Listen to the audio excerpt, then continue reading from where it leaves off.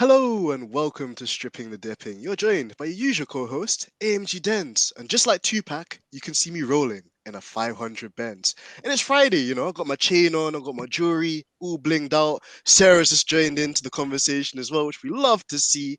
And on the topic of jewelry, I'm hoping I don't anger or trigger any race directors this week. Cough, cough. But of course, with it being Friday, the day of celebrations, I'm absolutely enlightened to have two, not one, two. I got two for the price of one guests that represent the best community and the best cause on Twitter. So that will be Sarah and Ari from The-44. Guys, I'm absolutely buzzing to have you both here with us this evening. Or I should be careful for Ari kills me and says morning. How are you guys doing today? Yes, good morning. I'm really excited to be on here. Thanks for inviting us. Oh, anytime. And Sarah, how about you? Hi, Denz. You're such a charmer, honestly. Thank you for having me. Oh, anytime at all, Sarah. Honestly, anytime I see like your name pop up on a tweet, I just start smiling because I just know it's just gonna feed me with that positive energy that I need, because I exude it, but I also need it in return as well. And just the community that you Really? guys have created is sensational. So, without further ado, then let's get the show on the road. So, could you guys tell us just like individually how you both got into following F1, and then also how the 44 community was conceived? Sarah, I'll start with you. Oh, um, well, I started following F1 because of Lewis. Um, like I wasn't into Formula One at all. No one around me was following it. But I heard about a young prodigy was like giving a hard time to the reigning world champion Fernando Alonso, who happened to beat the legend Michael Schumacher. So I was like, who is he? And I was like afraid he was just a token. So I wasn't watching the races, but I was like monitoring the results. And then I remember it was like 3 races to spare, and I was like, "Wow, he's doing well. Maybe he can actually win this. So maybe I should start watching." So the first race I watched was Fuji 2007, and oh What a my God, race what a with the rain! race! Yeah, with the rain as well. Oh, the conditions were so treacherous on that one. Like a lot of people love to like when they say, "Oh, Lewis is such a wet master," and they mention Silverstone, but for me, the perfect wet race will always be Fuji for obvious reason, of course. I know I'm biased, but I own it. Well, we love facts here, Sarah, and that's an absolute fact as well. That race was just one of a kind. I remember as well watching that race too when I was a bit younger, and just the treacherous conditions, the tsunami-like Absolutely. conditions. This he was a master, and he's always been a bit of a rainmeister as well, like you've mentioned there as well. So yeah, and it's amazing that you've had such an organic kind of introduction to the sport through that way too. So okay, I'll move it to Ari then. Ari, how did you get into following F1, and could you give us some sauce on how the 44 came about? Well, I hope I don't get any hate on how I came into liking F1. I actually came through the Netflix series Drive to Survive. I started watching just over a year ago. I came across the Netflix series and I was watching that. And I actually wanted to really dislike Lewis Hamilton from watching that series. It like the way they portrayed him as like this cold, kind of narcissistic, multi-winning world champion. It just made you want to dislike the guy. And then, I started following the races by myself. I got the app and then I got into F1 Twitter and then I realized, hang on, like there's so much more to Lewis Hamilton than what that series depicted of him. And I became, a very passionate fan. And yeah, that's pretty much how the 44 came about. I felt that there was a lot of slander towards Lewis, like from pundits and media outlets within the space. So I decided to actually, it was just from a tweet. I said, there's so many outlets that are slandering him. Maybe I should just make my own. And a lot of people replied saying, yeah, like, do it. And that's how it came about. And so the 44 has been something that we've launched since November last year. Wow. And it's still going strong and it's just growing exponentially, Ari. Honestly, I've been so happy just, to be part of the journey from watching it just grow organically day by day, race week by week. And you touched on a few things there, which I'd like to just go over, So you mentioned you coming in from like the Drive to Survive thing. And again, like I think that there's a balance in that sense of it's not the people that watch Drive to Survive that's the problem. It's like you rightfully touched on, the way that they portray some of the drivers. And of course, we like a bit of drama, we like a bit of spice, like a bit of seasoning there, let it marinate and that.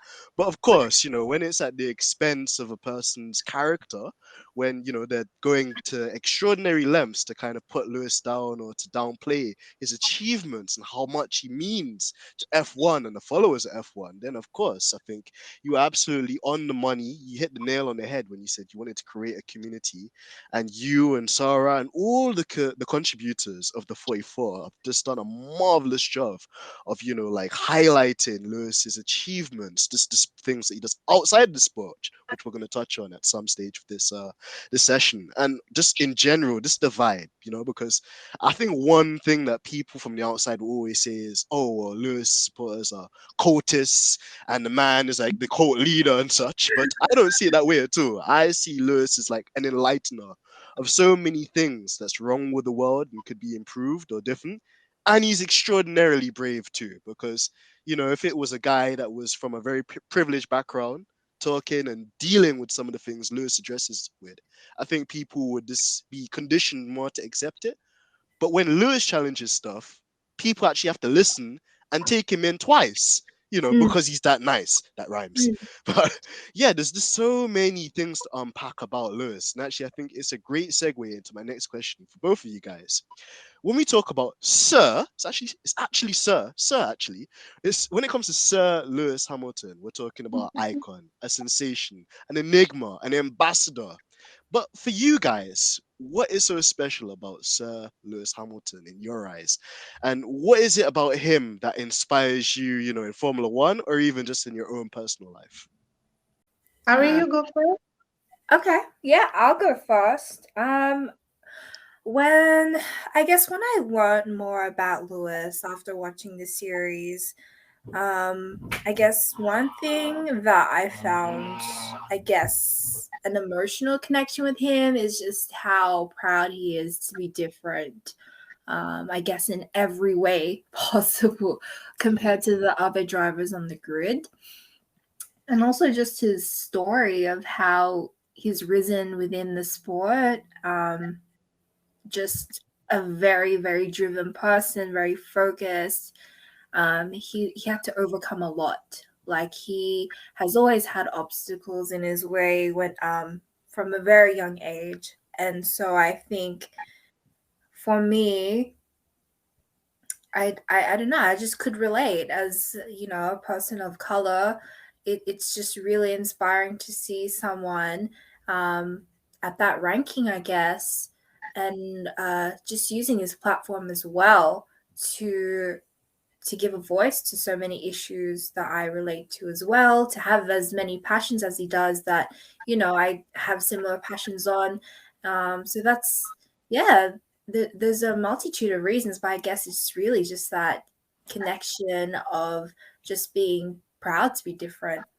That's so true. And that's another thing you touched on there as well, Ari. And actually, I'm going to pitch this one to Sarah as well to engage her in this conversation a lot too. Like, we've touched on the adversities, the day in, days out, day out struggles that Sir Lewis will have to experience and has experienced throughout his career when, he was driving karts, even in his debut year as a rookie when he was up with a Fernando Alonso, even just like, his dominant phases, which are still dominant to me now in Formula One, and even just in the more recent times where, like, the W13, it hasn't quite lived up to its potential that we hope it's going to realize soon. But Sarah, like, for a person which, is a global icon, he's a trendsetter, he's an advocate for human rights, equality, environmental sustainability. He sounds like most people's dream man, hero. Like, Sarah, why is it that you feel that he still faces a lot of adversity? And Yeah. how is it within the 44 community we can go about supporting him, without us like gaining the brand of being toxic or tribal or cultish? And I know the reason, but I know that you're gonna articulate the response to this very well. So Oh, I wish I was as articulate as I can write. Unfortunately, I'm not. ah, But it's my Achilles, but I will try. Um, for me, Lewis means so much because I kind of grew up with him. Like I walked that path with him because I was like in my younger years, in my girlhood years. So I grew up with him with that like figure to look up to. So a lot of people see Lewis as he is now a role model and everything, but to me, what like to me, Lewis is much more relatable because I saw the flow, but I also saw the growth of the man he became, the man he turned into from the teenage he was back in 2007. So that's what I like the most, like the path and the growth about him, about like the highs and lows, the roller coaster. And it's absolutely beautiful and inspiring that despite what he's going through, despite all the hate, all the slander, and all the standards that he's held to, he keeps rising. And even if it's not right, he's not rising, he's trying. Like people, like for successful people, as he said, um, it's not easy to sustain such a level of performance consistently year in, year out. And the resilience of Lewis makes him more admirable in my book. That's why I like I relate to him, but I also look up to him. Sometimes I want to give up on things in my daily life, but when I look to him, I'm like, wow, he's so inspiring. That the constant search of improving, growing, and rising above all the struggles. So that's what we tried to reflect on the 44.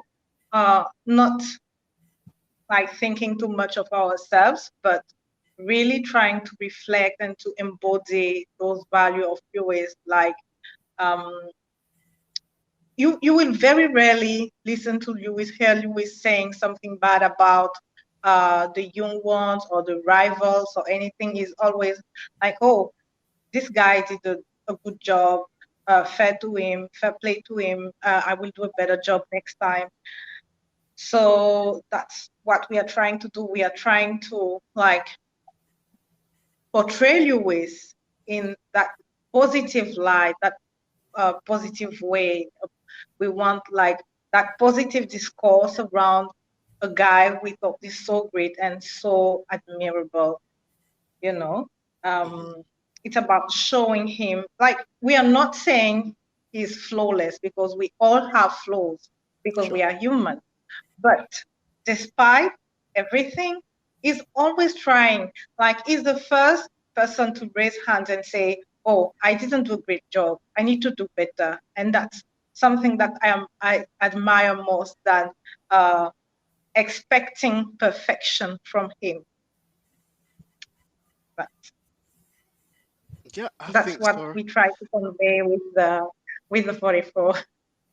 Well, I think that answer, Sarah, was really beautiful, and the way that you've explained it there, you've said it's like you're a mind reader. You've said everything I could potentially say as well, and I'm gonna big you up on your articulation too, because you articulated it so precisely, but so organically, and in a way as well. I sat there and I could listen to you talk about Lewis all day. I think Sarah just needs her own kind of thing as well. Just just there, just like talking about Lewis, because I can listen to you all day about that. But I agree, like Lewis is just his mental resilience, his capacity, his humbleness as a human being as well. Because even when the highs are high, he doesn't put himself or impose himself above other people. He's always talking about the team. He's always talking about Exactly. the factory. He's always talking about the workers, whether it's the engineers, whether it's the catering staff making the dinners or wiping the floors.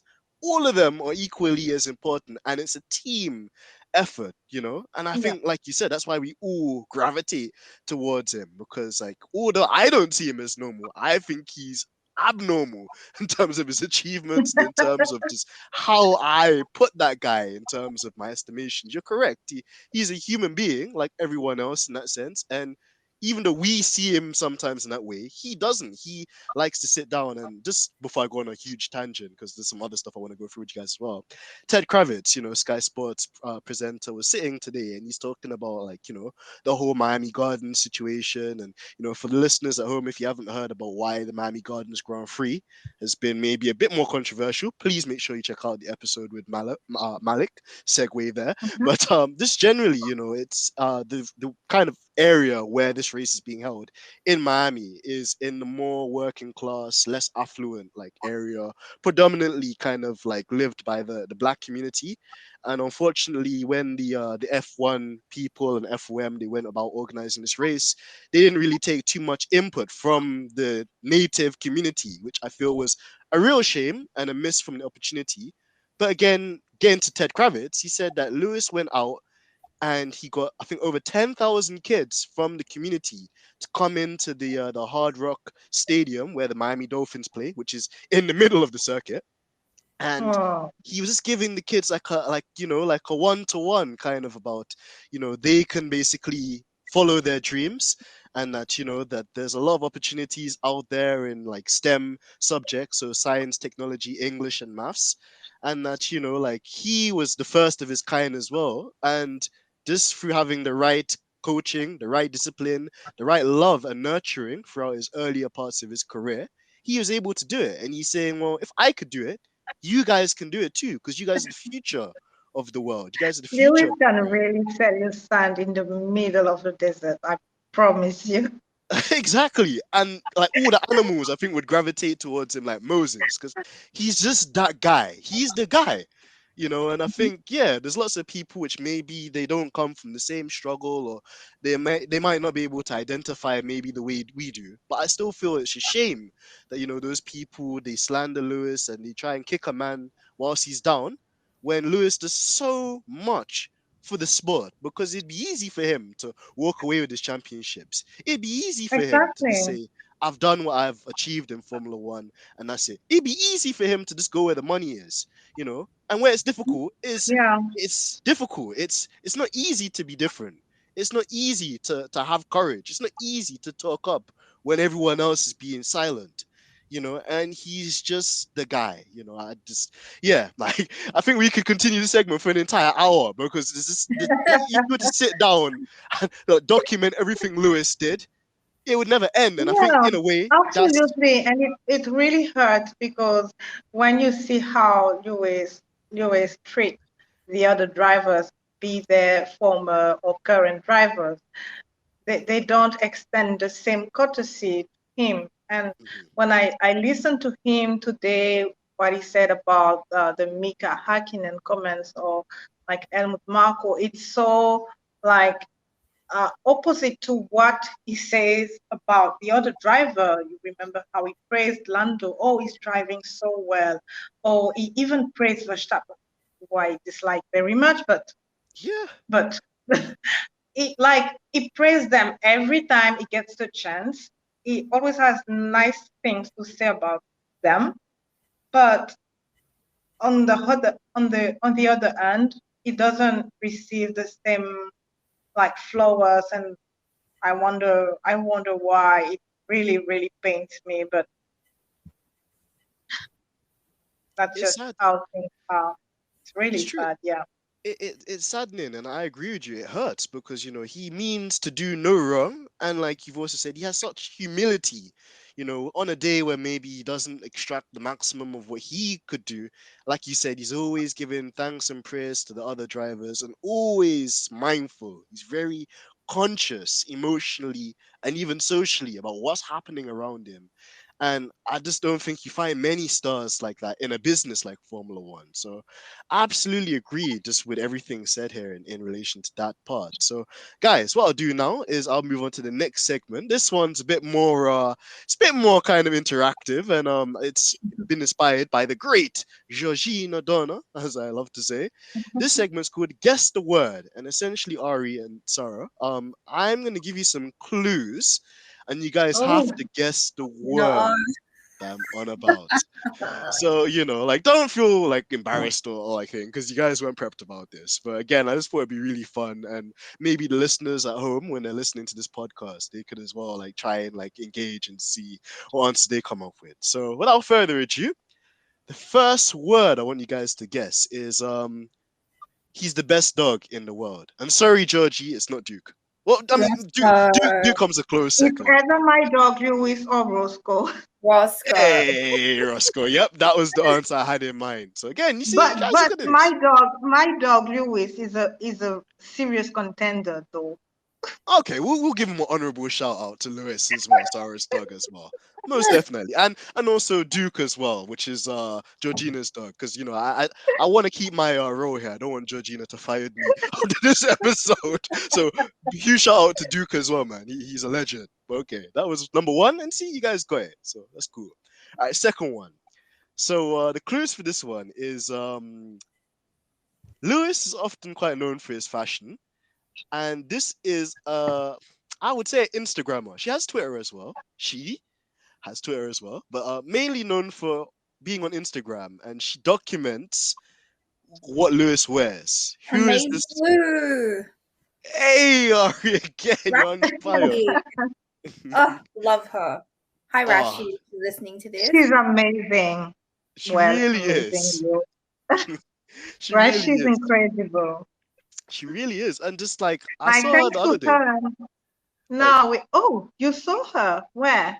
no, like I was gonna say, like Naomi Schiff, which also is a great host as well, doing her bit on Sky F1. There was like an interview where she was interviewing Lewis, and chopping up about the car, chopping up about like the season, and then she was like, "Oh, have you seen this like very creative like account out there?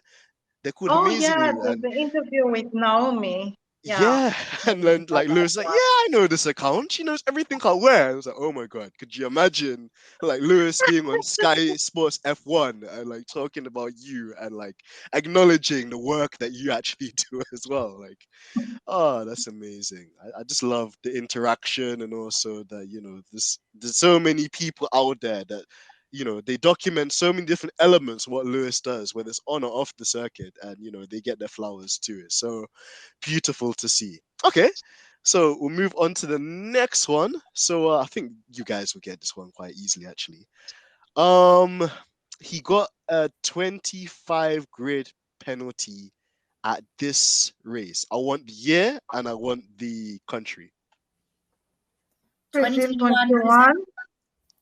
Yeah, so This I has heard, to be the best race ever.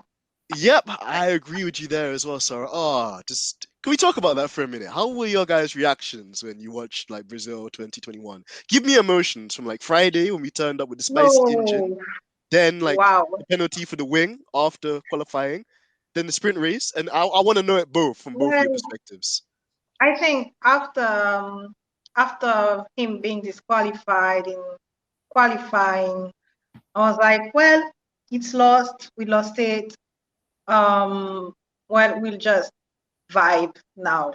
Mhm. So I started a watch party with my sister Gigi, and my love Roxy, and we sat and like watched the race on FaceTime, and we saw him like go from P20 to P5.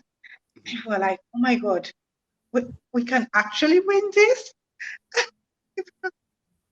It was so crazy. Like, and since I have F1 TV, so I also put Lewis on board, and he didn't say a single word for the entire sprint qualifying. I was like, Mhm. oh my God, he's so in the zone. It was so, uh, I don't know, like just in the zone. It was magnetic. It was intense, so intense. It was about intensity. Mhm. So when the sprint qualifying ended, I was like, nothing can beat that. And Louis said, oh, my W12. Oh, it was a dream, wasn't it? And then even this race day as well, just Absolutely. like with the flares, and the Brazilian when he picked up the Brazilian flag and just that guy that we don't give Yeah, him too that's much the love attention. I want for him every single race. Like, Hmm. I want that for him. He deserves it so much. You said it, Yeah. sorry. The key word there is deserve. He's so deserving of it. Absolutely, I agree. Just with the way that he handles himself and just how masterful he is behind the wheel as well. It's like watching Shakespeare do poetry. It's crazy. Like I love it. So yeah, great responses there as well, guys. Okay, there's two more, and in fact, I'm gonna be more evil. I'm gonna get Ari to answer the next one. It's not this one, the next one. And Sarah, I'm gonna make you do this one I'm about to ask you. So, I would like the Mhm. year Lewis won his first championship. Really? Go on. Yep, you come on. Tell me. This is so easy. I know. Go on. Tell me. 2008 Yep. Yep. Again, and no kind of irony there as well. Brazil again with this again. another Like, is sensational that drive there. Glock? Is that Glock? I mean, Is Glock glowing slowly? Is that Glock?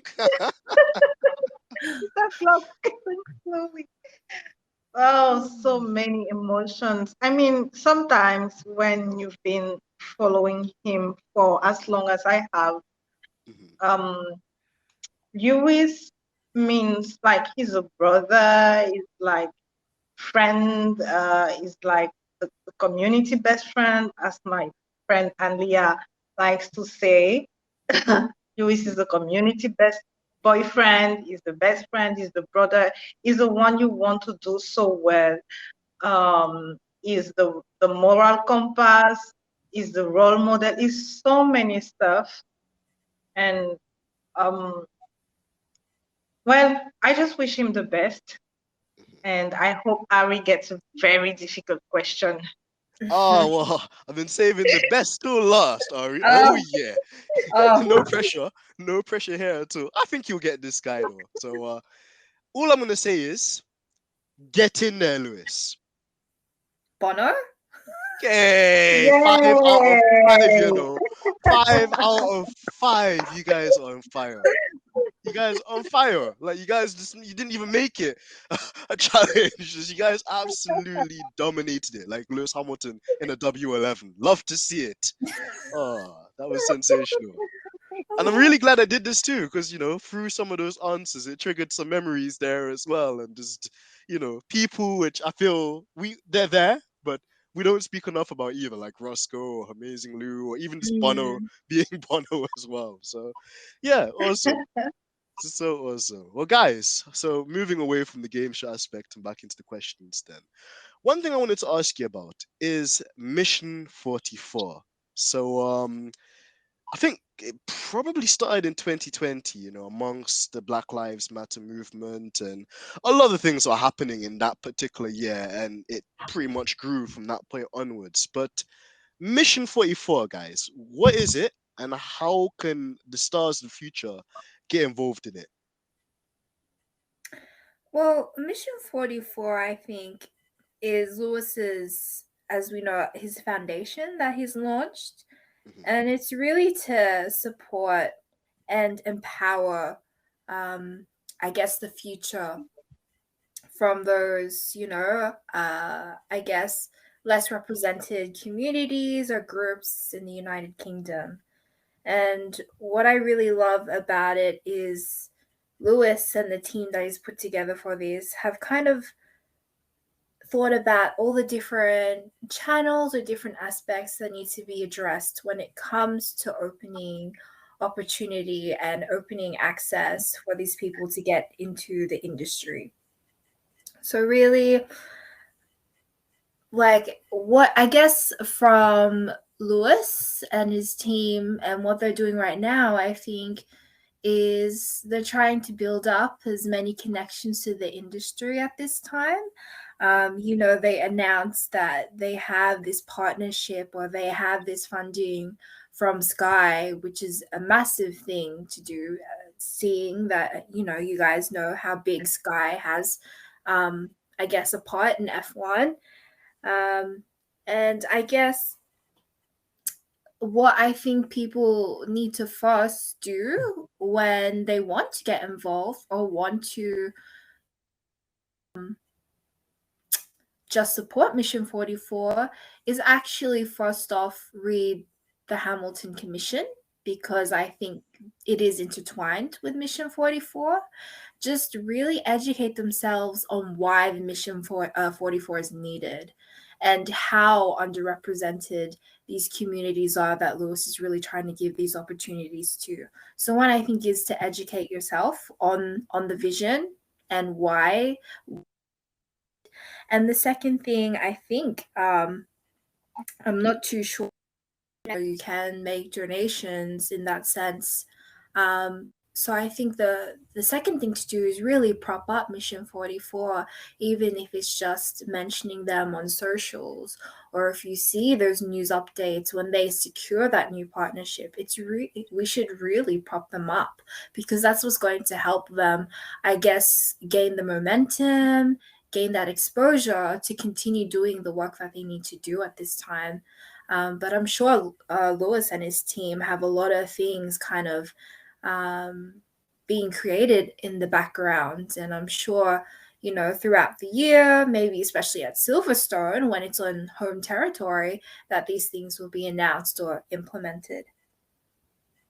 Oh, that was a splendid explanation there, Ari. And I think it basically outlines everything that people need to do that are listening into this podcast, and hopefully just generally with the movement of Mission 44 kind of committee as well, because it's huge. I don't think I've ever seen anything like this, Ari or Sarah, in like, the last 10, 20 years. And even just like relaying it back to something personal, I remember going to school, and when I was at school, they were like, okay, cool. So you can basically go to Oxford if you're really smart and rich and your family are rich.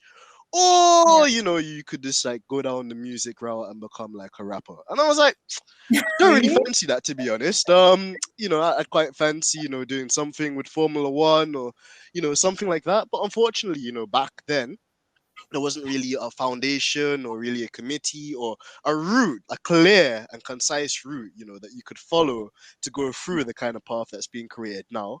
And for me, I ended up just going down the legal route and, becoming like, studying my law degree, getting my master's, then working with like a law firm for a couple of years and being in the position I am today. But I've always said to myself, if I could go back into time today, or if I was one of the kids growing up today, I would be so excited, because it just looks like there's a space opening up. And although you could argue that these opportunities should have always been there, it's Mhm. amazing now that, through the works of what you guys are doing, the works of Mission 44, the works of Lewis, and all the stakeholders getting involved as well, that there is finally, some inclusivity, some diversity, some opportunity, because that's the thing that we only need. We're not asking to be, like put on a pedestal or, just to be picked randomly. We're asking for opportunity, because opportunity is the key to many doors in life. And I think once you get the opportunity, it inspires you. It instills more confidence in you to work hard and to achieve the goals that you have set in your mind as well. Absolutely. Exactly, and like, that's the thing. Growing up, in North London, there was kind of a kind of like downturn, you could say, because many kids they had lots of potential, lots of talent, but the teachers only saw things in one dimension, and they just said, well, either you could do this or you're not good enough. And I don't think that that's true at all. I think there's so many young people out there with so many different talents and so many different ways of, like extracting them. And I'm so thankful, for the work that you guys are doing, the work that, Mission 44 is doing to at least bring this to the forefront. And I'm really happy because whilst I admit there's never going to be another Lewis, just I don't care what you do. Even if you were to like try and take that man's DNA and you were to make a clone, it still wouldn't be the same. What It's do just you nice mean? to know. It's just nice to know, that there are going to be people like Lewis, other people as well from all different parts of the world, continents, that we're able to be part of something big. And we see the effect that Formula One has, the technology from the cars ends up going to road cars. It helps actually, with the environment and making everything more sustainable. Even during the pandemic, I think, the great team in Brixworth at Mercedes AMG, they were making like face masks, and they're making like I think oxygen like basically equipment, for the hospitals that are really run down by the pandemic. So even if it's not mechanical engineering in the sense of a Formula One car, there's so many skills and so many like people that are needed in this workforce right now. And it's Mm. great that we're taking the investment and trying to reinvest it in youth. It's really sensational, and I'm just so happy as well. So 100% there. So okay, guys, I'm gonna move on to the next question because I'm glad that both of you are actually on the show because you guys are like there's many amazing women out there, but if you want to know about strong, independent, creative, brave women, I think you guys probably be on speed dial for me, and probably my mom too. To be fair, shout out to my mom. But the I say question, more Ari, but there you go. I say both of you. I'm putting you Uh, both on the podium personally. But the question really is, is that we've seen like the breakthrough of a couple of women in F1. We've had the likes of Claire Williams as a team principal. I think Sarah might remember during the Sauber days of Manisha Cattleborn being like team principal there as well. And even for just like a glimmer of hope, we even had Susie Wolf like test for Williams and be a full-time like test driver for them. But that's the right. general kind of gist of the question really is just what can we do to perhaps put more women in positions of power in Formula One? And just generally as well, you still got people out there like Jamie Chadwick, a current driver, Naomi Schiff, which I think she's absolutely slapping the likes of Nico Rosberg and the fake pundits out there, you know, and also the likes of like Susie Wolf, which is still a team principal in Formula E, and Danica Patrick as well, which has had so much success, in the North American content, and also is doing a bit of punditry as well. But main question is how can we push women to the forefront as well? Well, maybe we'll ask Georgina. Yeah, if the boss lady's here as well, I know that she's on Twitter doing up Twitter fingers. But Georgina, did you want to answer this question as well? Wait, what was the question?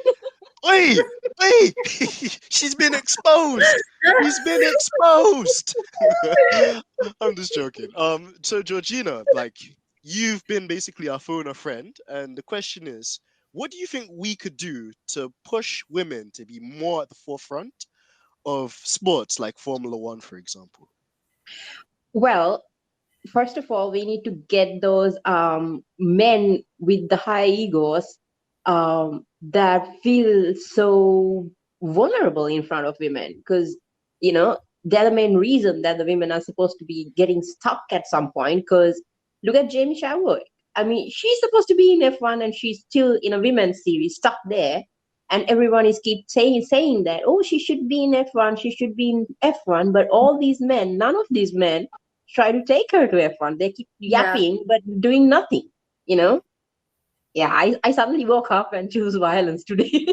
Wait, well, we prefer you to choose something, so I think that was a good response. And Ari, Sarah, what are your thoughts on that too? And from your perspectives as well, how do you see this one?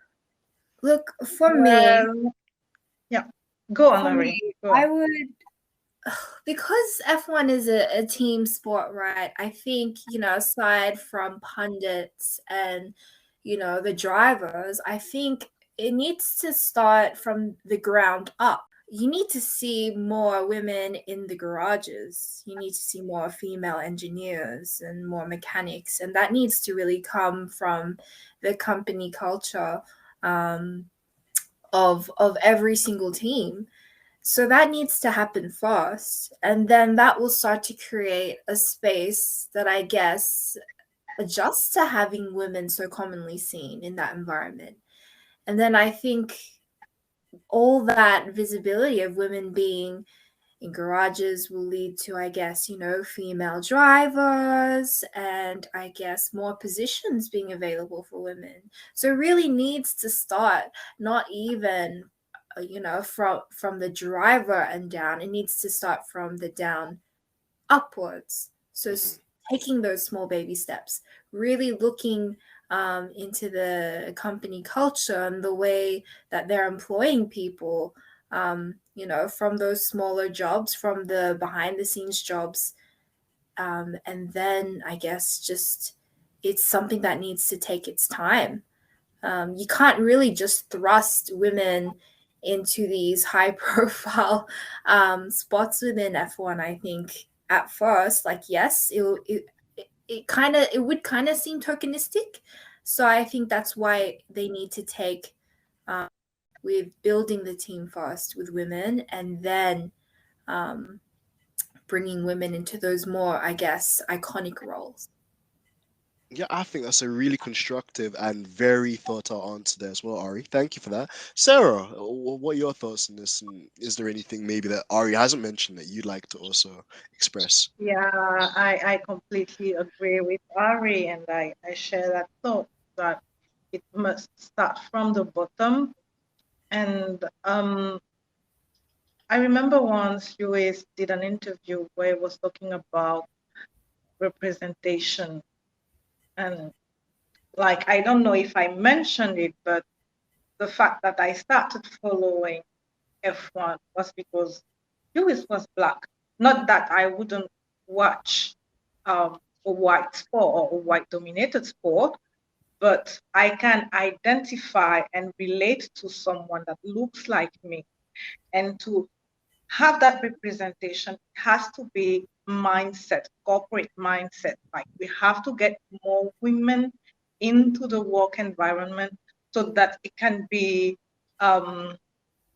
normalized. We should normalize hiring more women. And I think it also stems in what the Hamilton Commission had found out, that the same reason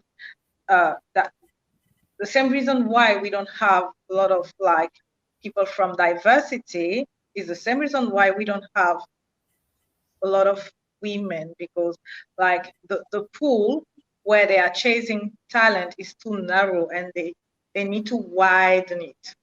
We need wider pools from where the teams get their talent. And like the Accelerate 25 program from Mercedes is really, really commendable, because they are like trying to get the workforce more diverse. And I hope it means more women that will inspire other girls, young girls, to get into the motorsport industry.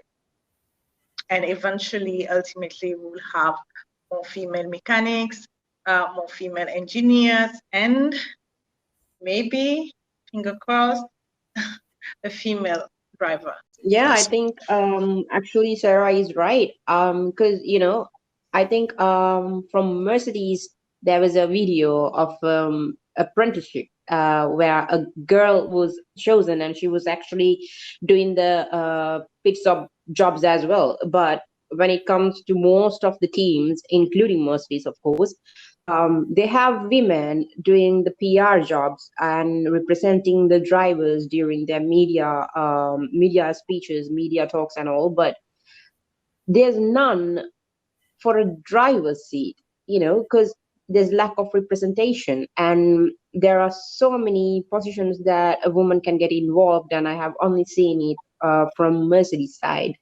Maybe because I'm biased and I'm looking at them a lot. Maybe the other teams might have. I'm not sure. But as far as I know, it's only Mercedes. And when it comes to the diversity, also, it's only Mercedes. So there's an issue within I F1. think There's an there's issue also within the teams as McLaren. well. I said I think also McLaren, they have also a diversity program. I think they call it Accelerate, Oh, if that's I'm not great. mistaken. Actually, so that's what they need to improve it. They need to increase it because there should be a mix of everything. It's a multicultural world. It's a multicultural country for every country. It's not just one race. There are so many races, and that brings a lot of good things, not bad things. So people need to change their views, and they need to change their views about women as well. Because if there wasn't a woman, then you won't be in this world as well. So there's that. So they need to respect the women first. Shut up, mom. But yeah, I absolutely second everything that everyone said as well. Practice makes perfect. And as Ari and Sarah said as well, like if you can get the working culture correct from the ground up and you make practice a perfect and you put those working customs in from such an early grassroots level, then the higher you go up the chain, the more normalized it is to people as well, and the more conditioned they are to see, that women should be in these positions. And as you guys have correctly touched on as well, Mercedes, well, again, there could be other teams, like Sarah said with McLaren, but at least with us being more in the Mercedes portion of stuff, you see people like Stephanie Travers. I think we need to give her a shout out, just being one of the lead engineers with AMG and with Mercedes F1. She's kind of a crossover engineer, I believe, with Mercedes and Petronas in taking samples from Lewis Hamilton's engine with the fuel and this running diagnostic tests in like a I guess a really high tech piece of equipment, which it takes a lot of dedication. It takes a lot of brain and knowledge and experience to do that role. And it's just amazing that you're already seeing it emerge in some places. But as Georgie's saying too, you don't want it to just be in certain roles that then become typical. You want it to be like the actual main event roles as well, like the drivers, and it should be. It's really like a disgrace almost, I feel, in a way that we haven't come round to the idea, or there hasn't been a way that that's been incorporated or enabled to happen. Because you can't tell me that Jamie Chadwick's slower than Latifi, for example. No way. You couldn't tell me that like Jamie Chadwick isn't as talented as Nikita Mazepin. No way. So I agree. Like, there's something much more to it than, what the people at the top tell us. And I think you guys are absolutely on the money. And obviously, with these communities, with these commissions that we've talked about as well, it's going to start putting the heat on the big people. And they're going to start having to be accountable, for the actions. They're not going to be able to go to sleep, and rest so easy because, we're coming for them, and that's the main thing too. So I absolutely agree with everything said. And I'm very satisfied that we had this part of the conversation as well. So moving on to the next bit, guys, like we've talked a lot about Lewis being a very positive person. And I think in a way that radiates in the way that Mercedes are just as a team, and how even when things don't go in the right direction, they'll still take optimistic or very kind of like positive outlook on it. But this season, obviously, with the controversy that happened last year, we were all hoping that, Mercedes would turn up on the A game. The W13 would be, the W11 and 12 reincarnated in different guys and absolutely demolish the pack. But, she's struggling. And I think she needs a bit more time. I think they need a bit more time to fully understand, the kind of fundamentals of that car and maybe its potentials in the upcoming races for the rest of the season. But where I'm going with this question, guys, is that Mercedes admin, and also I'm being very careful here because I know you guys have a good relationship with Mercedes admin, so guys. So of course, Mercedes admin, if you're listening to this, please don't kill Ari or Sarah, and please continue to engage with the 44. I like seeing when it happens, but yeah, just like I think at times some fans within our community can be a bit annoyed, with Mercedes admin, or just generally with the team, because like we want Lewis to be doing really well, and we know that it's not really him, it's the car, and that's obvious. It's very clear to see. But then sometimes Toto might come out and he'll just say something like, "Yeah, well, we're collecting data." which I think I've heard that one about 5,000 times. Or, like, for example, oh, yeah, like, like we've got a 30% chance of winning the championship at this stage. I get it. You're trying to manage people's expectations and still try and flip a positive spin on it. But there comes a point where, like, you've also got to be realistic too. So the real question is that, do you think some of the criticism the fans give, like, I don't even want to really call it Mercedes Twitter, but the team, I'm just going to say the team going forward. Do you think the criticisms of the team are justified? Do you think maybe the social media outlets could be a bit more transparent with what the team is struggling with without actually giving away fundamental or key information to competitors? Tough question, I know.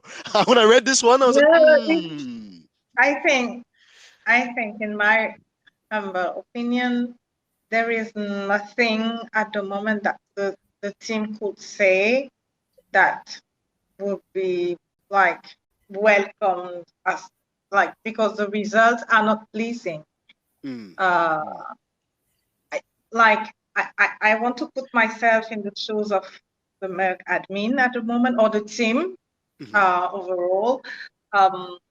There is no piece of information they can give at the moment that would be like reassuring or encouraging, because like we've been taken into like an unknown territory, and I think people hurt, especially hurt because of what happened in Abu Dhabi. So the expectations were very high, and it's like a massive fall out. So I don't think the Mercedes admin are doing fundamentally bad in terms of their communication, because what are they supposed to say? Oh, we are so bad. No, they can't. True. All they can say is we are doing our best.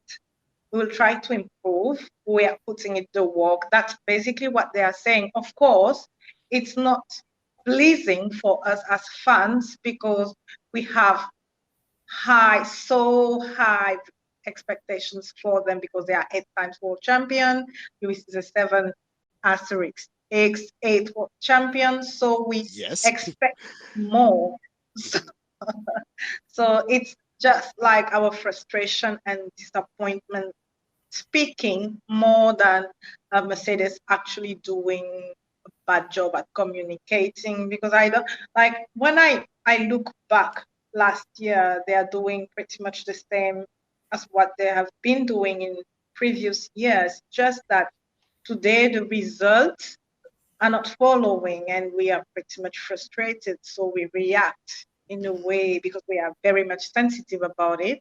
So we react to what we got, but it's not that the communication from the team is bad per se. It's the result that I say it's bad, but it is what it is. So, well, let's see. Hopefully they sort out whatever they have to sort out, and eventually if we can get back to the front, well, let's see. No, sorry, I think that was a very good, and my apologies, sorry for the cough there. I think you answered that question very diplomatically and very positively too, because I agree. It's not sorry, dying here.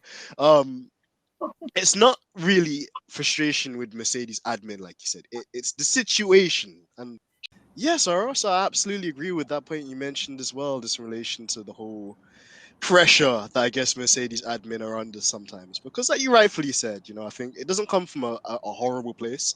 I think that when you're a successful team and you're a multi-year winning team, there becomes an expectation to win all the time. And obviously, like you've said as well, they've tried their best, to appease people, but at the same time as well, not to gaslight the situation, but not to reveal anything that could potentially be useful to the other teams either. They've just been very professional. and just trying to keep everybody positive and on the right trajectory as well. So I think he gave a really good answer there, and thankfully as well, thank you for answering that one, because I was like, ooh, this is a sticky one. Can I ask them that? I was like, okay, I'll find a diplomatic way to ask them without Ari flying over to England to kill me. So yeah, that's good news. So guys, what else do I have here for you guys? Okay, so just another question, because I know Ari, this one's for you. You went to the Australian Grand Prix, the first one in quite a few Yay! years. Yeah. How was your experience? Tell us everything from like the day you rocked up there, qualifying, behind the scenes, race day, post race. What was the experience like? Oh, everything. Well, first off, it was my first Grand Prix ever, so it was such a good first Grand Prix experience, I think. Um, there was 400,000 plus people across the weekend, so it was a really good atmosphere, lots and lots of people on the track. In terms of my experience, so I was seated right opposite the pit lane garages. So, for the free practice sessions, I got to see all the cars exit the pit lane. It was so cool, like to see Lewis just in his car. Like even though I couldn't see his face or anything, like just him in his car driving. I think that's such a privilege to see, because you never know when he's going to leave the sport. So I'm just really thankful that I got to see him drive. I went from Thursday to the race day. I think what Australia do really well in is that it gives a lot of opportunities for the drivers and the teams to interact with the fans. So I don't believe in many other Grand Prix that they have what they had fan forums. So what they did one night is each pairing of the drivers from the teams, they had like a 15 to 20-minute session on stage. They were answering questions from fans, and it really just gave a more intimate opportunity for the fans to get up close with the drivers. However, it's just my luck that so part of my ticket, like I also got to do a sunset tour of the grid. I got to go up close to the pit lane garages. It was great timing that I even saw Lewis Hamilton's car come into the garage, and I guess the team were working on it whilst I was there. One of the things that was happening, though, that was part of my ticket, was like a private reception with Valtteri Bottas, and that happened to coincide with the Mercedes fan forum, um, I guess, schedule. So whilst I was in this like hospitality room with maybe 50 other people listening to an interview with Valtteri Bottas, Lewis and George Russell were on stage with the fans. No, I was like, just my timing. No. no. But as a fan, I couldn't ask for more. So um, just a shout out to admin. Like, I know Mercedes admin has been copying a lot of heat right now, but in terms of their engagement with the fans, I think it's top notch. You can't really compare it to the other teams. I actually struggled one day. There's a section of the circuit, it's called Melbourne Walk, and that's essentially the area that the teams, the drivers, and personnel um, walk through to get to like the paddock area, all those exclusive areas. And so the fans can actually wait there behind the barricades and, ask for things to be signed and take photos. However, me being 5'2", and not able to fight my way through the crowd, I missed Angela, Lewis's, Lewis's Personal right trainer. hand woman. Um, like I missed out on her, and I had a Oh, gift for Lewis because the crowd was massive. So, I thought let's just see where this goes if I direct message admin on Twitter and just say like, look, me and my friend are here at Melbourne Walk. I couldn't see Angela just because of the size of the crowd. Could I give my gift to a team member to give to Lewis? And he actually came out. He found my friend and I, which he didn't have to do. Also came out with Lewis's photographer, and he gave our gifts to Lewis. And Oh, Lewis's photographer took some photos of us, which is really cool. So just a little, appreciation for admin, because I think they really do try the most out of all the other teams to interact with the fans and just, listen to the fans. But aside from that, watching all the sessions from free practice to the race, it was chaotic. Like there was things happening every single session. There was a yellow flags, safety cars, the mood, the weather was so moody. There was always something happening. So I'm really glad that it was very interesting for me. And I think Australian fans we're not very aggressive in the sense that um, I didn't really hear any booing for any of the drivers, which is it's really nice. And um, even though there was a strong McLaren fan base, by the way, because of Danny Rick, obviously. sure. But you never really felt a sense of hostility towards a certain driver. I guess whilst I was sitting and watching everything, which is really good. I think maybe it's just Australian culture to be chill, but yeah, Yeah. I'm really glad I was in an Australian crowd for my first experience. Now I'm going to compare how the crowd is in Singapore. But yeah, I had an amazing time. Met so many people from F1 Yeah, Twitter. I really love that for you, Ari. Thank you. I'm absolutely loving that for you. Like for first experience, it's so cool. Yeah, it So felt like a music festival. It was exhausting. Like it was fun, but it was exhausting. Um, but like I fully believe that Lewis knows who I am, which for me is a win. There was this time in the drivers' parade, and this was the day that Lewis liked my tweet on Twitter, and it was like 1 a.m. when he liked it, because I woke up and my phone was full of notifications like, wake up, Harry, like he liked your tweet, wake up. Like, oh my God. I freaked out. But then, yeah, hours later, like during the drivers' parade, I had my flag, and they had their own individual cars doing one lap of the circuit. And when he came to my grandstand, I was next to another couple that had a Lewis Hamilton flag as well. And I swear to you, he saw me, he pointed, and he waved at me, and I'm like, I knew that was for me. I felt like he recognized me. Now I don't have any footage because my dad dropped his phone at Oh the no.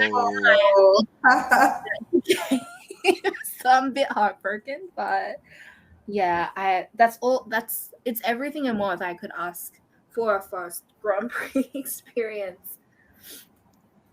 It sounds perfect, Arian. Honestly, like you're selling it to me. Like I just wanna, even though it's like practically impossible for Silverstone because those tickets they sold out. Like they just went. They just dipped like nuggets in sauce. Yeah. Honestly, but you're making me just want to do it as well because I say this to Georgie as well. Like I'm a super introverted guy outside of the AMG Denz exterior, but when you hear these amazing like personal stories about like people like you going to these races and having such an awesome just nirvana of an experience.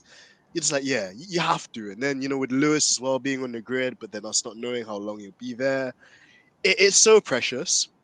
I think it's such an invaluable experience, and just like you live with that for the rest of your life as well. And huge shout out to Mercedes admin absolutely, too, because they've absolutely. done a really great job there. And like it must be hard for them to. I know sometimes for me, I find it hard to respond to like 10 people. So when you're responding to like 4 million or however many people it is Yeah, that follow them these days, just it's crazy, exactly. And yeah, that's such a cool experience, Ari. And I couldn't think of a better person that deserves it more. Just like you fully deserve that. And I'm sure it won't be the last. There's gonna be many that are gonna come your way, Sarah's way, and everybody's way as well. And on the topic of Sarah too, Sarah, are you going to any races this year, or like we're gonna have to drag you out somewhere and like if you're not I'm going going. to a race? Oh, you're going I'm to one, okay. going to Brazil. US is Yay! mind Basically, you. I'm sorry, but the real home race is Brazil. that's true. That's true. So yeah, I'm going to Brazil with my sister Gigi Shout and out my PG. bestie Roxy. Oh, you guys are gonna have a splendid time. And just the vibes. Could you just imagine the Yeah, vibes? Just and unlike Ari, my first race track experience was not that good oh because I chose Monza. yeah, the Tafosi. And the booing was awful, like Oh, all weekend. All weekend. It was awful. Like at the end of the weekend, Gigi and I, we were like, it's either we never come back to Italy again, or because it felt so. Well, let's not go that road. We want to stay positive, but we met Louis, but the overall experience wasn't great at all, and oh. I don't think I will ever attend an Italian Grand Prix.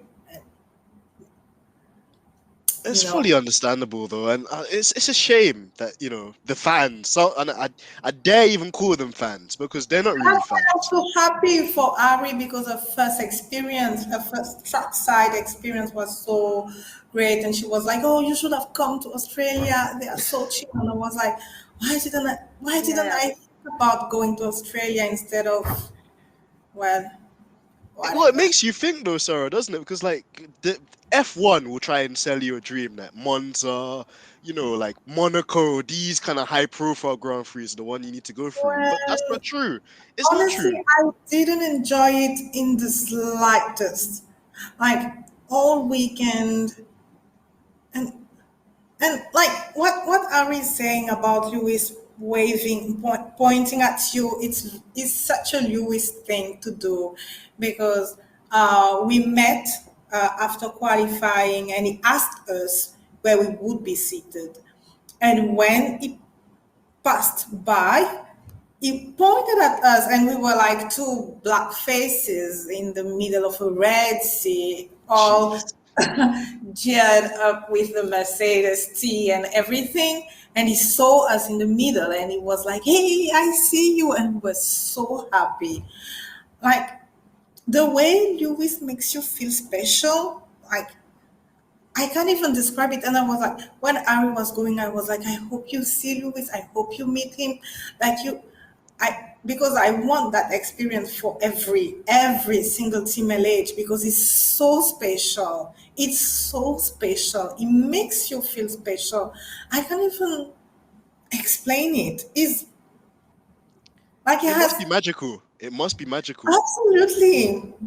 And he's so collected, but still very warm and very engaging. And so when Ari talks about the Australian experience, it's like very reminiscent of how he made me feel in Monza, despite all the like the monkey chants and the booing and all the bad stuff. He was still like holding his head high and trying to make you have a good experience. The first thing he asked us was, "Oh, are you guys? I heard it's your first time around the track. Are you having a good time?" That's the first Wow. question he asked. So, um, honestly, he's a special guy, and I wish him the best again. So I really, Oh, it's a Ari good and I, we good. should go to Grand Prix together. Maybe Yeah. you guys should make that a thing. Like you guys should just travel 1 year to all the Grand Prix, and I think that would be an awesome content. We'd love to see that. When I find a sugar daddy.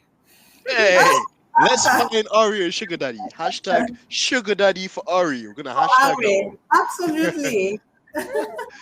Oh, it'd be amazing. But I disagree. And although some of the stuff there unfortunately wasn't so positive, and I'm sorry, Sarah, like you had to experience that because no one should have to experience that, let alone a queen like you. No one should have to go through that Oh, kind of you're thing you so went through in, sweet. in, in Monza. It's the truth though, and it's sad that there are a minority that spoil it for the majority out there that just want to experience real racing, regardless or irrespective of what team they support. So I was really saddened to hear that. But then in relation to what Ari said, there is a positive side. And also another thing I wanted to take away from that is FOM. So I know one of you brothers are listening to this saucy podcast.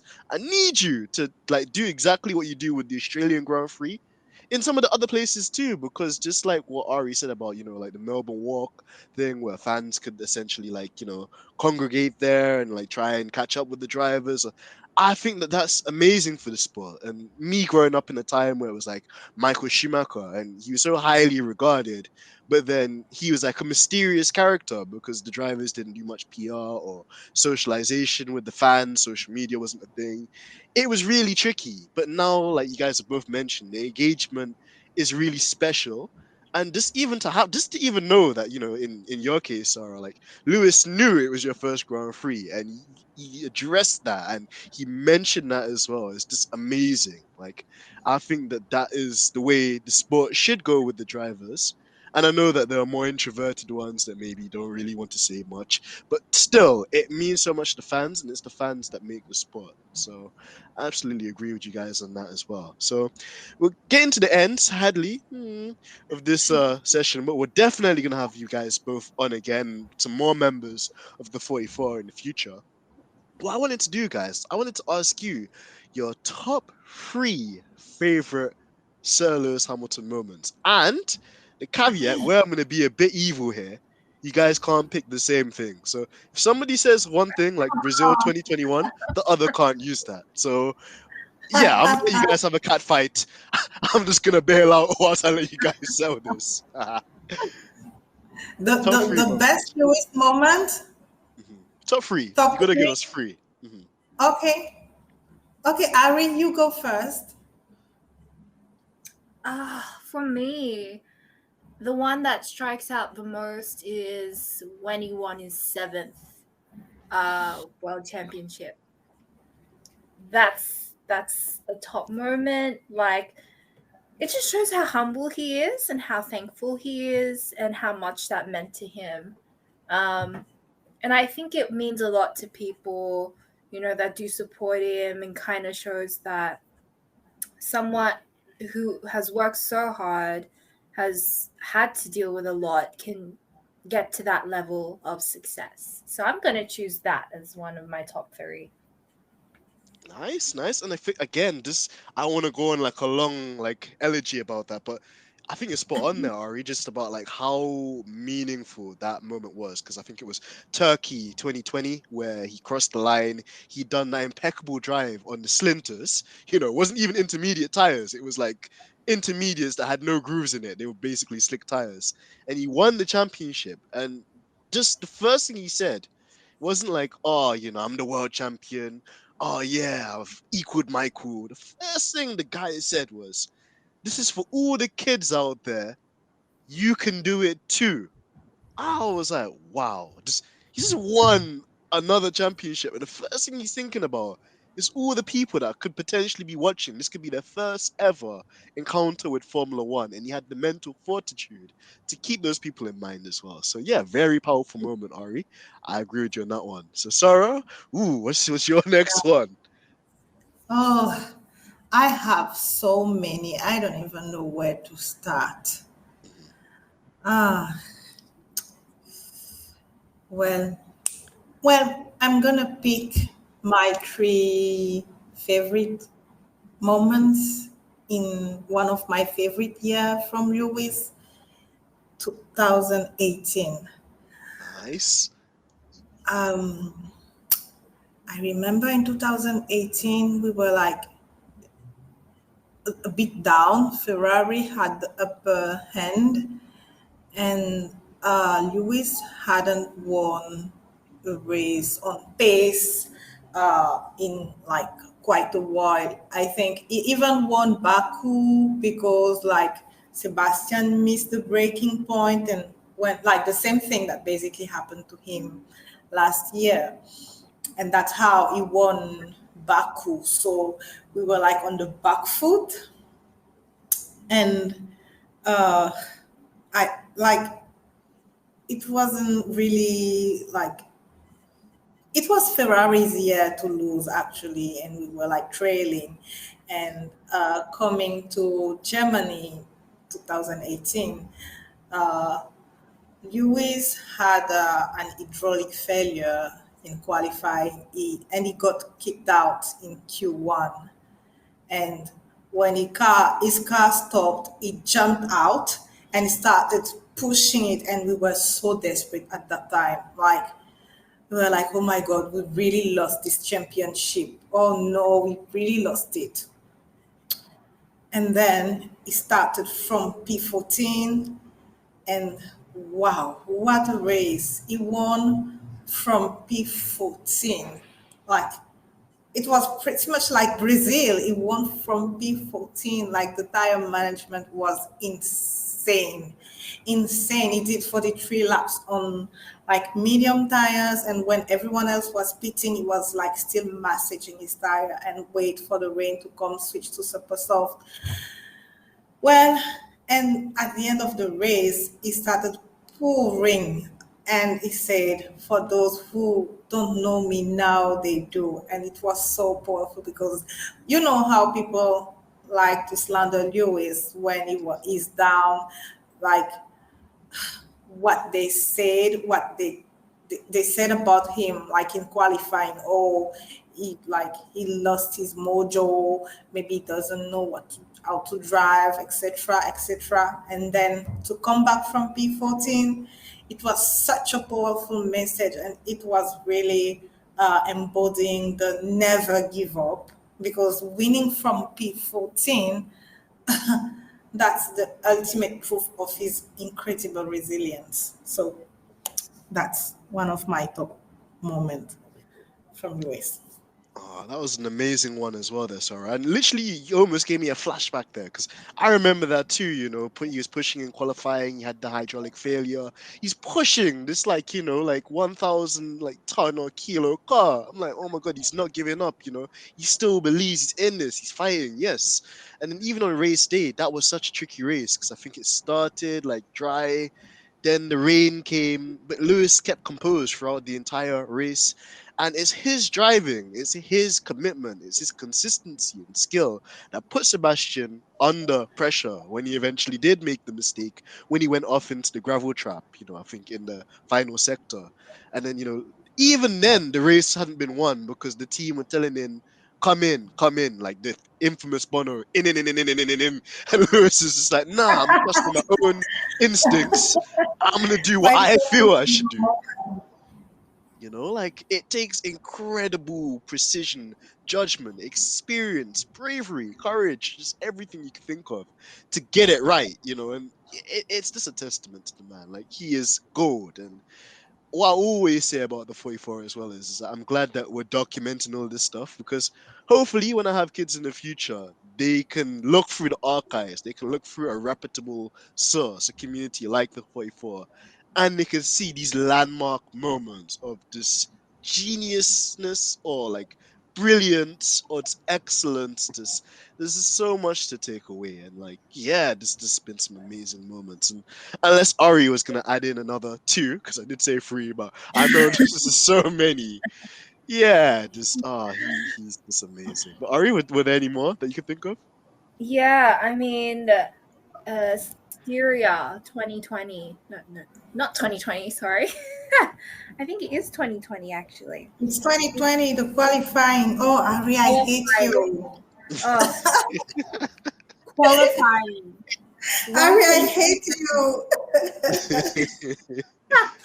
Like, come on. I mean, Lewis can do a recovery drive. We know that very well. But look at him in his zone. Look at what he masters. He's the rain master.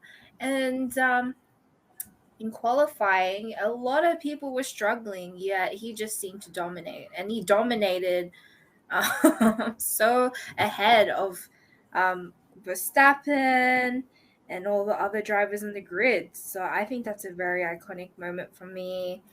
Um, Something that I always rewatch, just if I have like a sad day or something, I just need something to hype me up. I'm like, yep, it's either Brazil 2021 or Styria.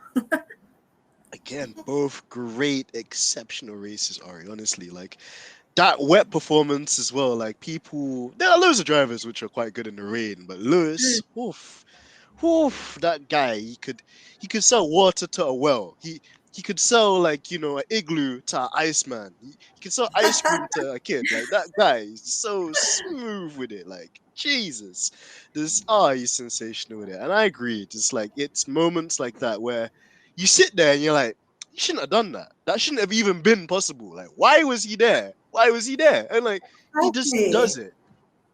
Exactly. You could never like write him off. And there's just some magic with the guy. There really is. But it's not just the fact that he's born with this talent. He nurtures and improves this talent year in, year out, day in, day out, because he wants to improve. He wants to do better. He wants to learn. And you even seeing this very organic relationship as well with him and George this year and them working, like in a more adverse situation where the car maybe shouldn't be where it is, but they're trying to, work through difficult and rough times, and I'm very positive that it's going to be fruitful for both of them. So I absolutely agree with everything you guys have said. And this episode, like I just love it. It's just one of those ones. So I'm just like, I'm glad I was here in this day and time of history to just reflect on some of these moments with both of you, because it's an absolute pleasure. And like, to kind of conclude it then, guys, just actually, one other thing we haven't told the listeners at home yet is certain AMG Denz, certain normal kid from North London, certain chocolate Superman has formerly been added to the contributors of the 44. So guys listening at home, yeah, Yay. hey, hey, hey, hey, I hope you guys are clapping for me and all that. I need that energy. And just thank you, Sarah. Thank you, Ari. Thank you to all the members of like the No, 44 thank club. you. Thank you for Oh, joining me. it's a pleasure, guys. And like I was actually like telling Ari like backstage as well. I was like, it feels like I've always been a part of the 44, to be honest. I've always Wow. felt like included and part of the movement and part of the campaign. And I just love, j'adore. Like, I'm not even French, but I have to say j'adore. I Oh, love. your French is perfect. Thank you. Thank you. I just love the work that you guys do. Please keep it up. And I know that there are a couple of big projects coming out soon, so I'm not gonna spoil those, but I will give you guys the floor, like to just say, like, could you please give the listeners at home, maybe who aren't aware, or maybe they live under the rock, but know Dwayne Johnson, of course, just like where they can find both of you individually and also how they can engage with the 44, and just please shout out your handles for everyone at home as well. Sure. So you can find us mainly on Twitter. So our handle is underscore the 44. You can also read all our content that Sarah is editor of, also writes herself, is the-44.org. And we're also on Instagram, and our handle is underscore the 40, all in letters, and then the number 4. So you can find us on those handles.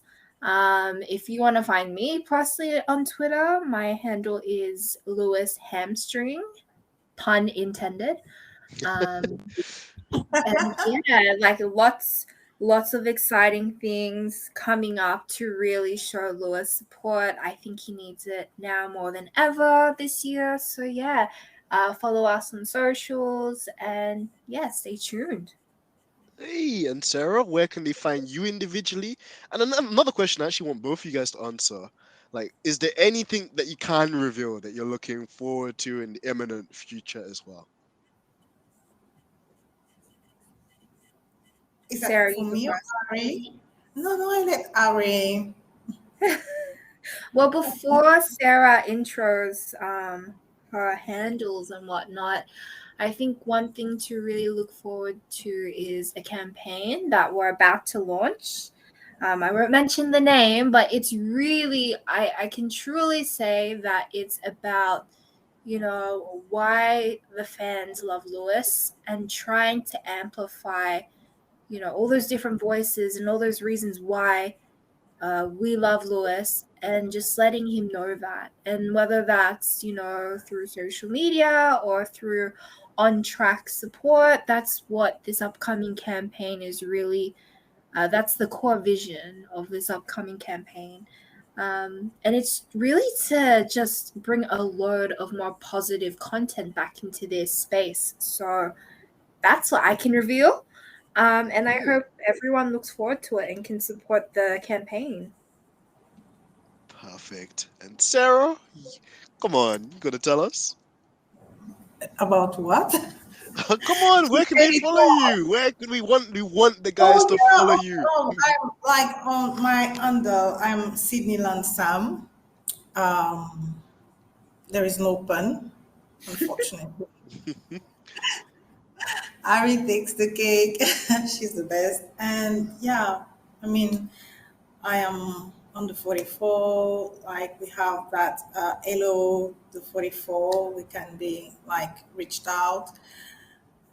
My DMs are open. Well, let's build up that community around Lewis and around all those positive value he's trying to convey, and we are also trying to convey. So,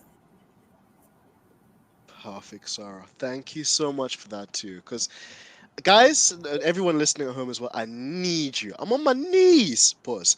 I'm on my knees, just for you guys to just go and support these guys. Like, if there's anything you do on this weekend, sleep, not sleep, party, not party, drink, don't drink, go to church, don't go to church, whatever you're doing, I need you guys to go and subscribe, go and follow, the 44 on Twitter, on Instagram, and go and follow the founding mothers, or should I say the fairy godmothers of it all, Sarah and Ari as well. But guys, thanks a million for being part of this show today. Honestly, like I want to do this more often with you guys too, and I can't wait as well for me to make appearances and obviously contributions on the 44 platform as well. So guys, it's another reason why you guys should subscribe, man. I'm gonna be there.